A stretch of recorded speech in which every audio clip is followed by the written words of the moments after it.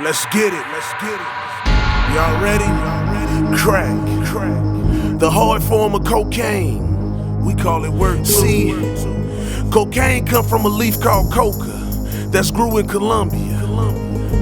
Then it's packaged up and put on planes and boats and sent to places like my neighborhood, where we use it to hustle and get money. Lord forgive us. Let me tell y'all a little bit of my story. See, I was born to teenage parents. Record has it that I entered this world at 4:40 a.m. in the morning.